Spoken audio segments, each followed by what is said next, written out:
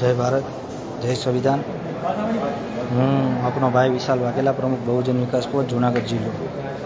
આજે વહેલી સવારે એક ફોન આવેલો જુનાગઢ સિવિલ હોસ્પિટલેથી કે અમે ધોરાજી ગામેથી આવી ગયેલા છીએ, સોશિયલ મીડિયા દ્વારા આપણો એક નંબર મળેલો છે અને અમારો જે પત્ની છે તે જુનાગઢ સિવિલ હોસ્પિટલમાં જ્યારે ડિલિવરી ટાણે એડમિટ થયા હતા અને ડૉક્ટરને લાપરવાહીની હિસાબે અમારું બાળક છે મૃત્યુ પામેલ છે।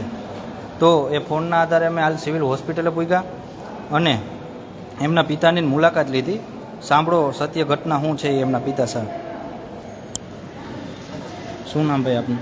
મારું નામ હરિભાઈ અને હું કચ્છથી છું। મારી વાઈફ છે એ રાયડી ગામની છે અને તાલુકો આપણે ધોરાજી।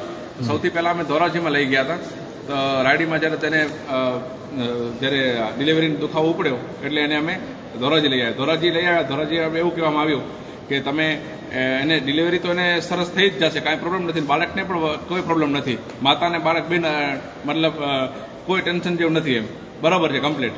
તો એ કે તમારે વધારે સુવિધા કદાચ કે સિઝરી કરવાની થાય ઉપરથી લેવાનું બાળક એટલે તો એ કે તમને હું આ સુવિધા સારી મળી રહે અને પ્લસમાં અમે બે બ્લાઇન્ડ છીએ, અંધ છીએ, મારી વાઈફ અને હું બે।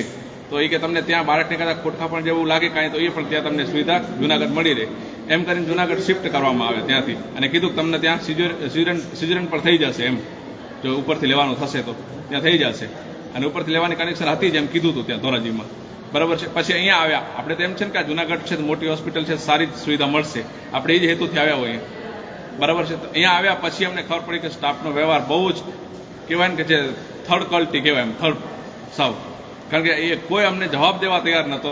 કારણ કે હું અહીંયા ભલે લેટ પહોંચ્યો હતો પણ મારા સાસુમાં હતા અહીંયા કહેતા હતા કે જે એની મારી પત્નીની જે વેદના હતી, એની જે પીડા હતી એ તમે વાત જવા દો, એટલી પીડા હતી, તો એ કોઈ હાજર ન થાય ને ફોન અત્યારે એમનો એટલો ઇમ્પોર્ટન્ટ ફોન છે કે કોઈ વ્યક્તિની જાન છે એ મને નથી ખબર પડતી। અત્યારે એ લોકો ફોનમાં બેઠા હોય, બોલાવા જાય આવીએ છીએ, 2 મિનિટમાં આવીએ છીએ, 3 મિનિટમાં આવીએ છીએ, એમ કરતા તમારું બાળક જે જન્મટાણે મૃત્યુ કઈ રીતના પામ્યું, શું બનાવ બન્યો? મૃત્યુ પામવાનું કારણ એક જ છે કે જે સ્ટાફની લાપરવાહી, બીજું કોઈ મૃત્યુ પામવા જ્યારે બાળકનો જન્મ થયો ત્યારે સ્ટાફ ક્યાં હતો? જે સ્ટાફ હતો હાજર જ હતો પણ આવવામાં તૈયાર નતા, કોઈ મોબાઈલમાં હોય અને અથવા તો કોઈ વાતો કરતા હોય, આવીએ છીએ એમ કરતા 4 વાગે જે અમે એડમિટ થયા હતા અને સવારના 3 વાગ્યા ત્યાં સુધી એમને ખેંચી ગયા ને કે એને એટલી દુખાવો હતો કે કહેતા હતા કે એને સિઝરન કરવાની જરૂર હતી। બધા એને પોતે મારી વાઈફ કહેતી હતી કે મારું સિઝરન કરી નાખો, હું કહું છું પોતે, મેં કીધું હતું મારું કે તમે કરી નાખો મારા રિસ્ક ઉપર જે થશે એ, પણ તોય ન કર્યો અને અંતે મારા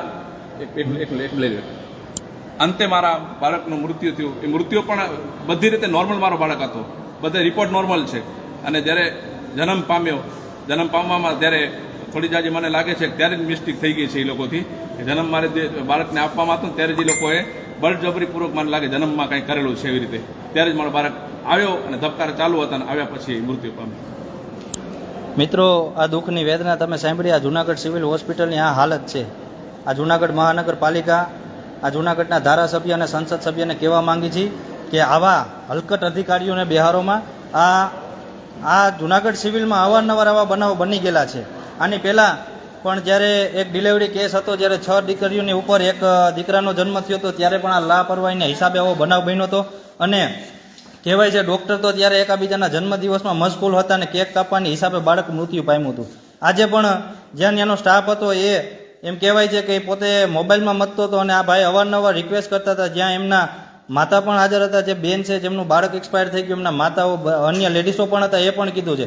અને ઉપર જતા જે એનો અધિકારી છે, અમને જ્યારે ફોન દ્વારા જાણ કરવા મળી, અમે અધિકારીને મળ્યા તો અધિકારી એમ કહે છે કે હું પોલીસને બોલાવું, આ પોલીસની ધમકી આપે અમને।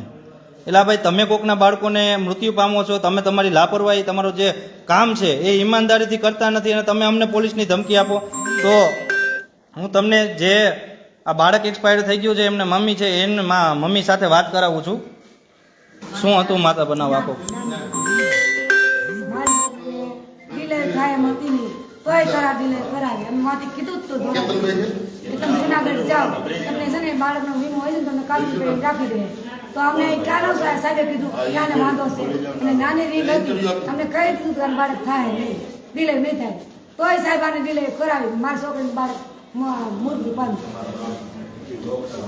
મિત્રો આ એટલા લોકો તમામ લોકો અહીંયા ઊભા છે જે ઘરે આ બનાવ બન્યો છે એમનું સમગ્ર પરિવાર સાથે જે દીધું છે અને આ લોકોને કીધું છે જો અમને ન્યાય નહીં મળે જવાબ જે બેદરકારી અધિકારીઓ છે એની ઉપર એફઆઈઆર કરવામાં નહીં આવે તો અમે ઉપવાસ આંદોલન કરતા પણ અચકાશું નહીં. પણ જ્યારે આવા નરાધામ અધિકારીઓ માનવતાનું મૂલ્યનું જતન નથી કરતા ત્યારે એમ કહેવાય છે કે આવા આંદોલન કરવા પડે છે. અને ઉલટાનું જ્યારે માનવતાની રૂહે જે બનાવ બન્યો એ લોકોને દુઃખ પાઠવવાની બદલે યોગ્ય જવાબ દેવાની બદલે અધિકારી પોલીસની ધમકી આપે છે. ભાઈ તમે પોલીસની ધમકી આપતા હોય તમારા જવાબદાર અધિકાર છે એની ઉપર એફઆઈઆર કરો ને.